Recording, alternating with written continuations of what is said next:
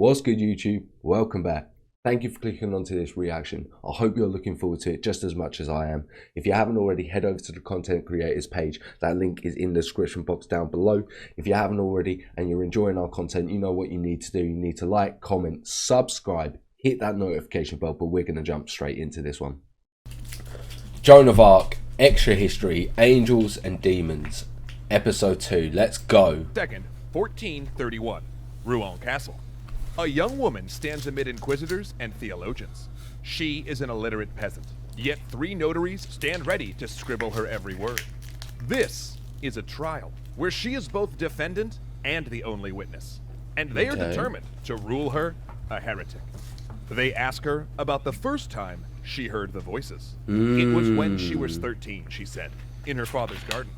I heard the voices on the right-hand side, toward the church, and rarely do I hear it without a brightness. The voice was sent by God, and I knew it was the voice of an angel. Was it an angel, they ask, or a demon? To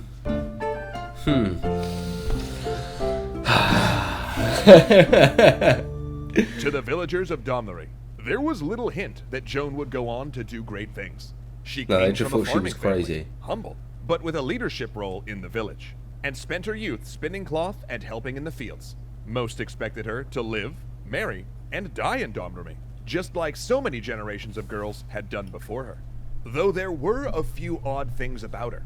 First off, she was a particularly devout child, one so eager to attend mass and take local pilgrimages that other children teased her for it. And on occasion, she spent excessive time at confession. Her little town of Domremy was a bit of its own world, with its own identity. In fact, Joan didn't even consider herself as living in France.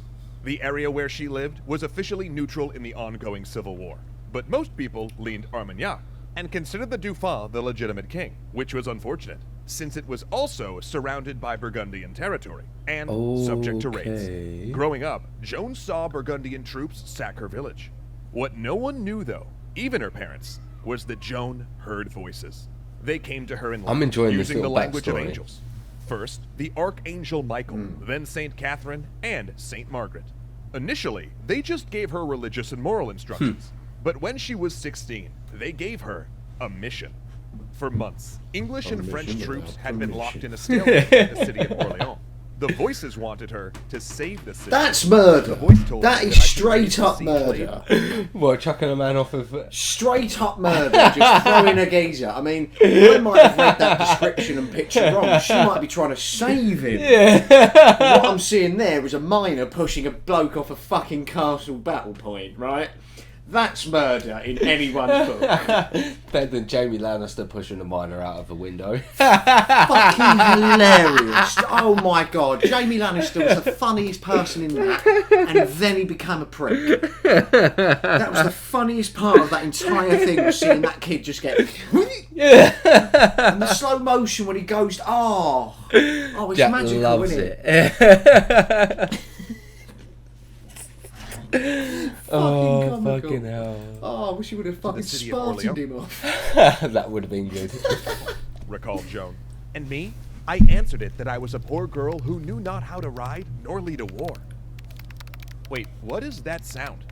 Oh, I was look, actually everyone. wondering the exact same thing. Have you come to sprinkle asterisks into our episode? Okay, what have you got for us? Oh boy. We're gonna have to do most of this in lies. Sorry, Rob. But mate, honestly, if I was pinging right now, I would have been worried. I would have been worried. Has left a paper trail long Okay, we're back to the video. That's largely because of 2 spectacular trials. That's reality. The condemnation trial that opened this episode, and the later nullification trial that overturned her conviction for heresy. But it's hard to untangle whether the story we get from these records is completely true. For the condemnation trial, That's me explaining a video idea. at 5 in the morning after a party. I'll unpack it. Unpack it in someone's kitchen. Yeah. Right, I'm telling you. Right, I've got the one fag in my hand right there, but the ashtray is full of 100 fag butts. I've just been going, and I've been going. I'm like, boys, this one's gonna work. It's gonna fucking work. I know it is. We all just tag team it out in the kitchen to listen to our ideas. And literally, it's been 45 minutes, you've had enough. And you just, tag out, boys, you got to go. It's my turn for beer pong. Just wrap me up another line, boys. Let's go. But this was also a rigged court, set up by her enemies. And she was arguing for her life. Therefore, it's sounds possible like Andrew she may have Tate's changed course details or added to her vision in hopes of convincing the how's she judges getting out of that this one these then? messages were in line with Catholic thinking.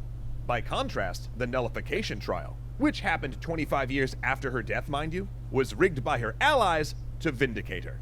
And they did that by collecting testimony from anyone who'd ever met or known Joan. But of course, that was after she'd become a martyred hero, which in all honesty, probably colored people's memories. So can we believe these accounts of her early life and visions? Well, maybe. For the sake of this story, we're going to trust them. But it's always good to remember that some bias may be at work.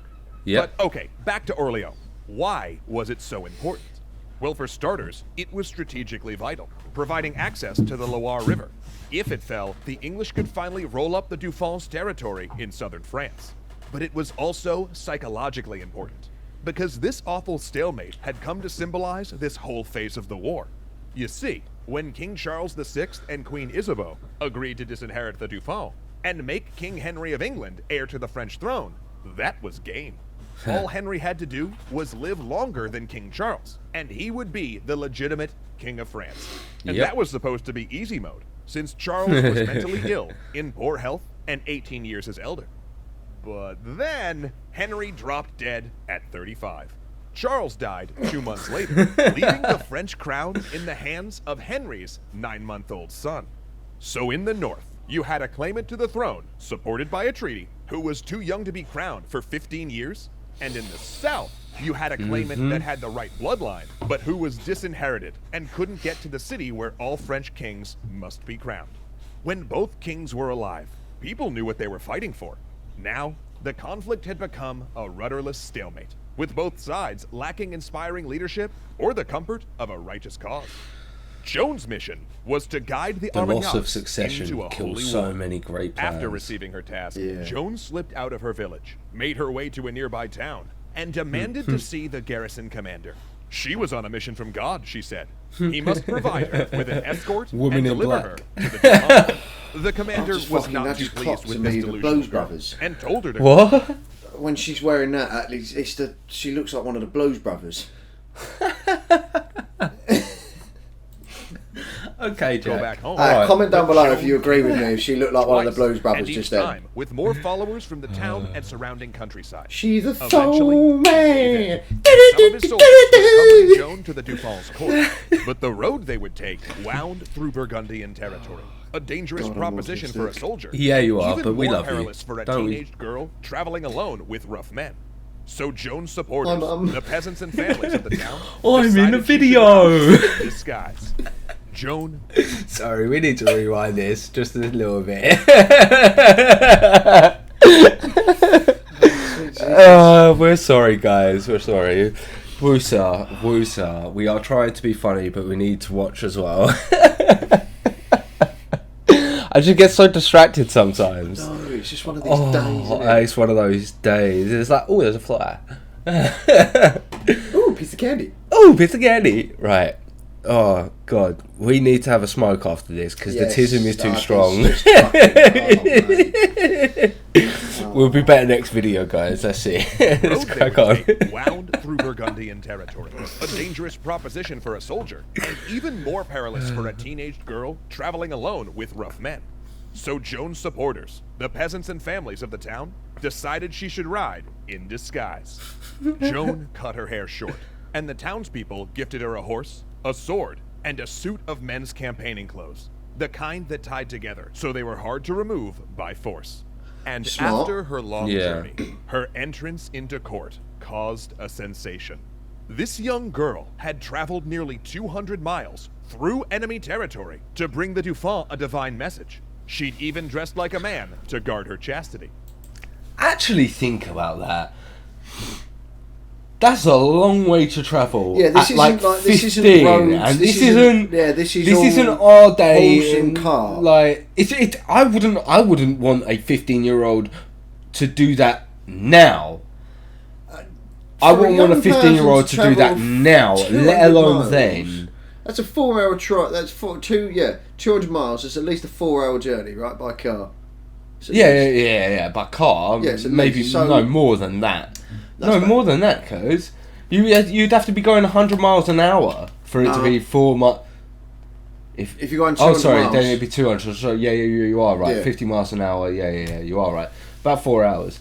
But walking wise, she's not fucking driving. If Jack. you're going to like a horse and cart on long roads, you're talking months. She's got to stop for the horse to rest, sleep. Like that's an insane journey. The fact there's no way she done that on her own. No. She was with all the guys, wasn't she? She was with the geezers that was with her. Oh, okay. That's why she tied it up like so they couldn't do anything. I swear she went on her own. No, she was with. Go back. Listen. Tied together, so they were hard to remove. Dangerous proposition for a soldier, and even more perilous for a teenage. Sorry, guys. His soldiers would accompany Joan to the there you court. go. Yeah. But the road they would take wound through Burgundian territory. A dangerous proposition for a soldier, and even more perilous for a teenage girl traveling alone with rough men. So Joan supported the peasants and families of the town decided she should ride in disguise. She was traveling with Joan cut her hair short, and the townspeople gifted her a horse, a sword, and a suit of men's campaigning clothes. The kind that tied together, so they were hard to remove by force. And after her long journey, her entrance into court caused a sensation. This young girl had traveled nearly 200 miles through enemy territory to bring the Dauphin a divine message. She'd even dressed like a man to guard her chastity. And that presented a bit of a theological problem. You see, Joan was not the first holy woman who wanted to share religious visions with the Dauphin. He already had one visit him a decade before, and another who'd taken up residence in a cemetery to preach her visions. But they were a little more orthodox. Joan's message was a political one, and the manner of her dress violated Old Testament rules against women wearing men's clothing. But the issue was, Charles and his court absolutely believed that God sent angels and saints to speak to people. And if Joan's visions were indeed divine, turning her away might bring the wrath of God the Father on his already precarious court. Plus, her message that Charles was indeed the true king was a needed morale boost, and she was a celebrity with a following. People were writing books about her. On the other hand, they also believed that demons could masquerade as angels. And if Joan were a pawn of Satan, inviting her into his court would similarly damn Charles's efforts to regain his rightful throne. And on top of that, he was nervous about looking foolish. So he ordered an investigation.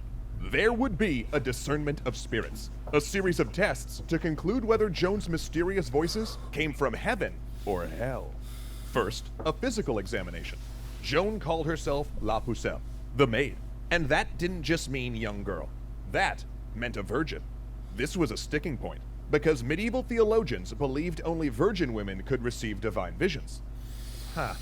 But after retiring to a sorry, the video makers was my internal voice doing the same thing, like, stupid, but okay, we'll move on.